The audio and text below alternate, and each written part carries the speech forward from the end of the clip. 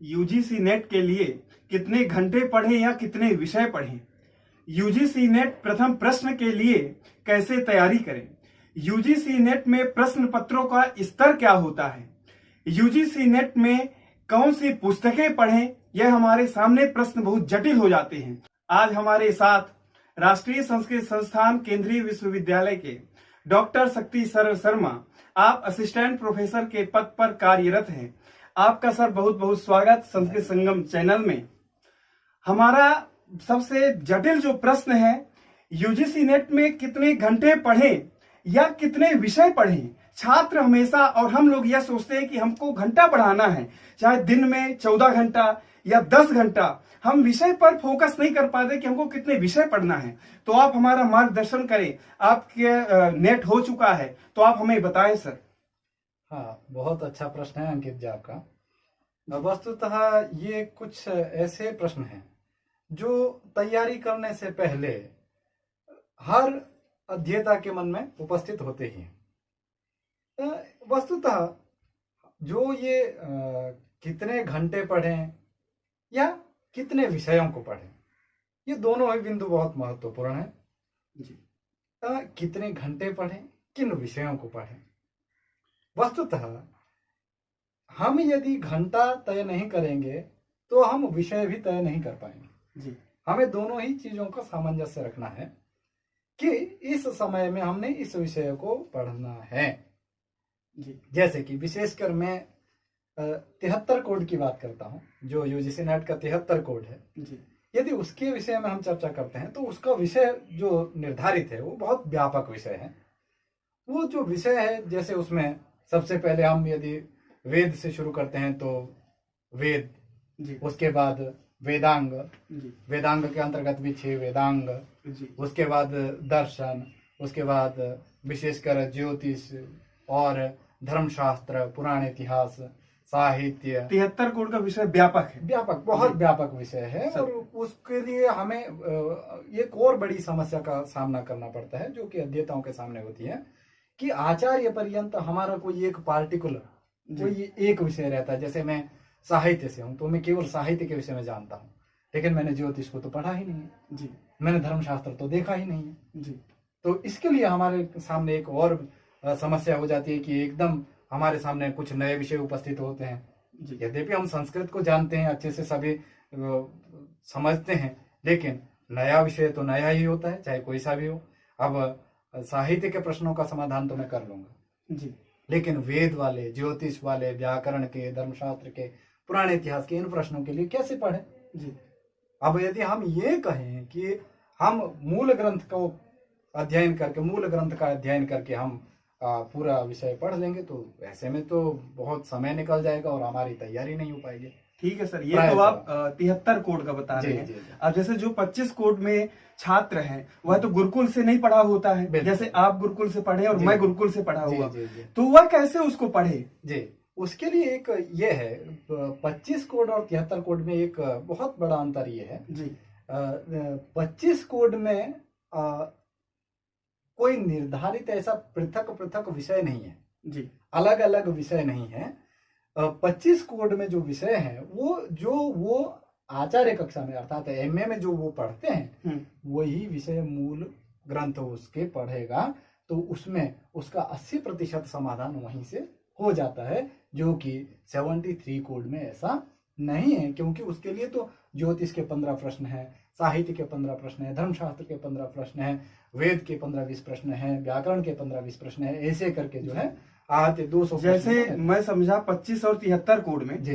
तो 73 कोड में क्या है, जैसे दर्शन में भी सांख्य दर्शन लगा दिया जी, जी। और 25 में उसमें टॉपिक बांट दिया, आपको पूरे स्वरूप आपको पढ़ना है, आपको इसमें पूरे ग्रंथ नहीं पढ़ने हैं, पर 73 कोड में पूरा ग्रंथ पढ़ना है, पूरा ग्रंथ। तो इसमें समस्या सर आती है, पूरा ग्रंथ क्या पढ़े, क्या हम पूरे यदि ग्रंथ पढ़ने लगे असंभव हो जाएगा, परीक्षा हमको पास कैसे कर सकते हैं, इसमें आप मार्गदर्शन करें। मैं इसमें एक कुछ किताबें हैं 73 कोड के लिए अभी के समय में, जो सामान्य रूप में वो प्रश्नोत्तरी पुस्तकें नहीं जी, वो एक तरह का एक हमारी जो पुस्तक बनी है वो एक तरह का नोट टाइप है। मतलब हमारे जो निबंध है जैसे निबंध स्वरूप वाली पुस्तकें हैं, उसमें जैसे दर्शन से संबंधित मुख्य मुख्य बिंदु जी लिखे गए हैं कि ये इन बिंदुओं को, जैसे दिनेश भारद्वाज जी कोई पुस्तक है, उनकी एक संस्कृत साहित्य मंजूषा है। हाँ, बहुत अच्छी बहुत अच्छी पुस्तक है। जी जी और उसके बाद शत्रुघ्न त्रिपाठी जी की शास्त्र मंजूषा करके एक मंजूषा। पुस्तक है। जी जी छोटी पुस्तकें हैं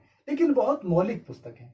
ऐसा मैं ये मानता हूँ कि नेट के लिए ये दो पुस्तक 73 कोड के लिए ये आधार बुक है। जी और यदि 25 कोड की बात करें तो पहले वाले जो पूर्व का जो पैटर्न था उस समय में और अभी के समय में एनटीए जब सेव कराने लगे। जी, तो उससे के बाद जो मिथिलेश पांडे जी की जो पुस्तकें हैं जी वो 25 कोड के लिए बहुत महत्वपूर्ण है। लेकिन 25 कोड के लिए तो मैंने एक अनुभव किया है कि 25 कोड के लिए वो व्यक्ति जो अध्येता है उसको करना चाहिए कि वो केवल व केवल अपने एमए के सिलेबस को पूरा बिंदु रूप से पढ़े और उसी में वो पूरा उसको मतलब मूल पुस्तकें पढ़े, मूल पुस्तकें जो उसके एमए के सब्जेक्ट में है जी। फर्स्ट ईयर और सेकेंड ईयर में पढ़े। अब ये रही तो संस्कृत की बात, मतलब सेकंड पेपर की जी, बात। जी, जी। ये हमने तैयारी कर लिया। अब जो सबसे ज्यादा समस्या आती है संस्कृत वाले छात्र के पास में, वह क्या है, कभी गुरुकुल में मैथ नहीं पढ़ा होता है और इसमें से रीजनिंग नहीं पढ़ा होता है, इंग्लिश नहीं पढ़ा होता, इसमें सबसे जटिल समस्या और कंप्यूटर के भी प्रश्न आते हैं।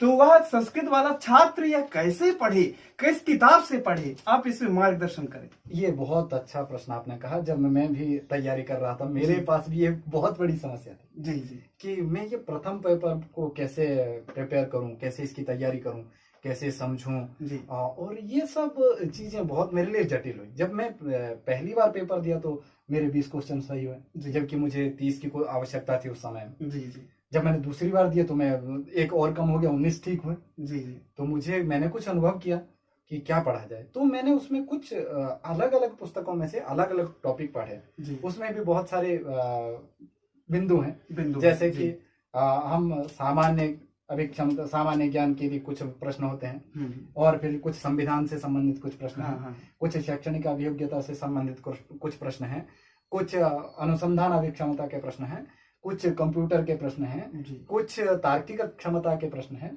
इन सबके लिए सबसे पहले एक धनखड़ पब्लिकेशन का एक पुस्तक है जी जो यूजीसी नेट फर्स्ट पेपर, जो सॉल्व्ड पेपर, जी UGC net first paper, UGC net solved first paper करके एक उन्होंने बुक निकाली है अपने। जी जी उसमें जितने भी पहले 10-12 वर्षों के प्रश्न पत्र हैं उन सभी को उसमें प्रश्नों को लिखा है, मतलब वो प्रस्तुत किया है और उनका समाधान उसमें दिया है। हमें क्या करना है कि जब हम पढ़ने लग जाएं, साथ साथ में हमने पढ़ना है तो प्रैक्टिस के तौर पे, अभ्यास के स्वरूप में हमने उन प्रश्नों को लेना है जी अभ्यास के लिए। पहले हम जैसे हमने कुछ जो है मैं कुछ पुस्तकें बताता हूँ जो कि प्रतियोगिता साहित्य सीरीज की यूजीसी नेट। हाँ, ये बहुत अच्छी बुक है मेरे, बहुत जी उपयोगी पुस्तक है। उपकार यूजीसी नेट फर्स्ट पेपर जी। और जैसे ल्यूसेंट कंप्यूटर है, आप चाहे हिंदी इंग्लिश दोनों में अवेलेबल है, आपकी जो सुविधा हो उसमें आप ले सकते हैं जी। तो कंप्यूटर के लिए। और इन 4 पुस्तकों का संयोग है प्रथम पत्र। आप जिसमें कि आप 38-40 तक, मेरे लास्ट टाइम में जब मेरा नेट हुआ था तो मेरे 36 प्रश्न उसमें सही थे। बताइए, पहले 20 हुए, फिर 19 हुए। ये 4 किताब आप पढ़े तो डायरेक्ट मैं 36 पे पहुंच गया। जी, और जी। उस समय में जबकि सभी लोग संशय में थे कि इतना, जो सब लोग गलत कह रहे थे कि नहीं ये प्रश्न तुम्हारा गलत है जी। लेकिन मैंने एक अनुभव किया कि जब बाद में जब आंसर किया है तो मुझे विश्वास था। मैंने आकर के फिर से देखा कि अरे नहीं, ये तो मेरे अभ्यास के अनुसार बिल्कुल ठीक है। वस्तुतः प्रथम पत्र जो है अभ्यास का है, सही। आपको पढ़ना चाहिए जी। पढ़ करके आपने उसमें ये बिंदु देखने हैं कि आपने जो अनुसंधान अभिक्षमता के प्रश्न है वो आपने यूजीसी नेट उपकार में से पढ़ना है जी। जो संविधान और जो एक आपके सामने एक पैराग्राफ आता है लिखने के, वो पैराग्राफ आता है और उसके नीचे 5 प्रश्न रहते हैं जी। उसका अभ्यास आपको करना है प्रतियोगिता साहित्य सीरीज से। और उसके बाद जो शिक्षण अभिक्षमता है उसका अभ्यास आपने करना है प्रतियोगिता साहित्य सीरीज से।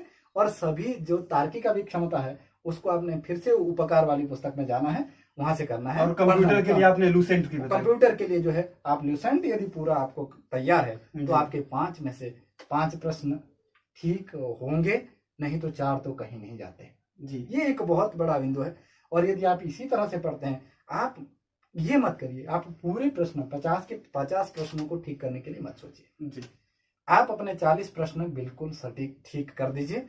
40 प्रश्नों को ठीक करने के पश्चात जी। आप उनमें से आपके 40 के 40 ठीक होने चाहिए। जी और उन 10 प्रश्नों में आप जो बाकी के बचते 10 प्रश्न हैं, उन प्रश्नों के समाधान भी आपको इतना पढ़ने के बाद पता होता है।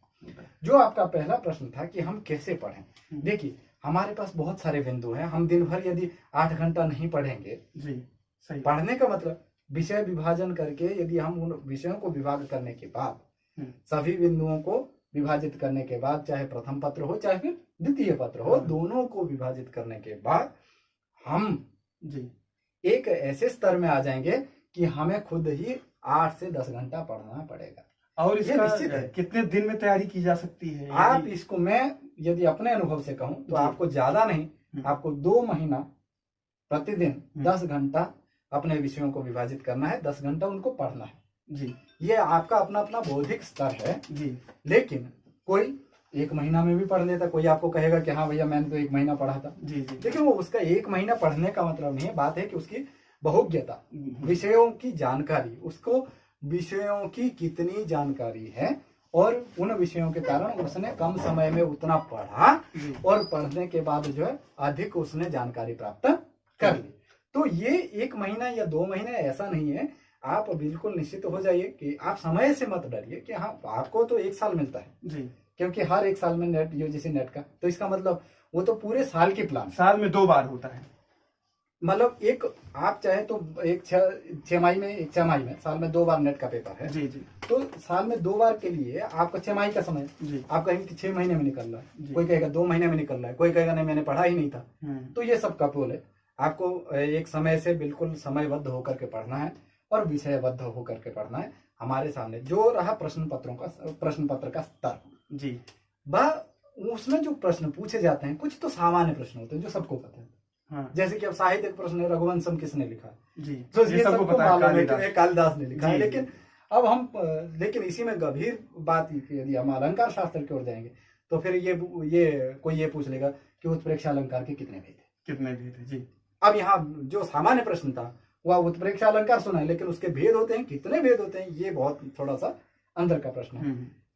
वस्तुतः रघुवंशम किसकी रचना है, इससे आपका नेट नहीं होगा। आपका नेट जो होगा वो उत्प्रेक्षा के कितने भेद है इससे होगा। मतलब हमको डीप पढ़ना होगा उसका। आपको उसके जितने बिंदु हैं उनको गहराई तक पढ़ना है। जी, जैसे कि अब ज्योतिष में उच्च नीच सबको पता है, जी पता है। लेकिन 73 कोड की बात है। हाँ। लेकिन आप जब आप केंद्र ग्रहों की बात करेंगे, केंद्र स्थानों की बात करेंगे, तो केंद्र स्थान कौन कौन से हैं, कुछ इस तरह के प्रश्न जो सामान्य अन्य विषय को ज्योतिषेतर जो विद्यार्थी हैं उनको सामान्य तौर पे पता नहीं होगा। राशि कितनी है इससे नेट नहीं होगा, ये सबको पता है कि 12 राशि। हाँ। सामान्य तौर पे। लेकिन उसी जगह पे यदि हमसे ये पूछा जाए कि कौन से भाव से किसका विचार किया जाता है, ये किसको पता नहीं है। सभी लोगों को, मतलब ज्योतिष के अलावा अन्य विद्यार्थी को इसको विशेष परिश्रम करके पढ़ना पड़ेगा। तो इसलिए वो एक आपको समयबद्ध और बिंदुबद्ध तौर पे आपको पढ़ना पड़ेगा, और जिससे कि आपको बहुत लाभ मिलेगा और निश्चित तौर पर आप अपनी परीक्षा में सफल होंगे और आप राष्ट्रीय पात्रता परीक्षा जो है उत्तीर्ण कर लेंगे, वो ये मेरा विश्वास है। तो कहने का आशय, पहला जो मेरा प्रश्न कितने घंटे और क्या विषय, तो मतलब कम से कम हमको नेट के लिए 8 से 10 घंटा पढ़ना ही पड़ेगा, मतलब तभी हमारा विषय जो है विषय कंप्लीट हो जाएगा। मतलब पाठ्यक्रम हमको बनाना पड़ेगा, ये दिन इतना पाठ्यक्रम हमको कंप्लीट करना है और हमारा 2 महीने में यह पाठ्यक्रम समाप्त हो सकता है। और हमको सॉल्व पेपर के हमको सॉल्व करना है अनुभव के लिए, अभ्यास के तौर पर आपने पढ़ना है और अभ्यास के लिए प्रतिदिन आपने एक पेपर को सॉल्व करना है। जैसे कि वहां पर 1 घंटे का समय रहता है जी, कि आपने प्रथम पत्र को आपने 1 घंटे में समाधान देना है उसका सारा। लेकिन जब आप घर में बैठ करके उस प्रश्न पत्र को कर रहे हैं तो उस समय में बहुत भेद आ जाता है जी। आप जिस दिन 35 मिनट में उस प्रश्न पत्र को ठीक करेंगे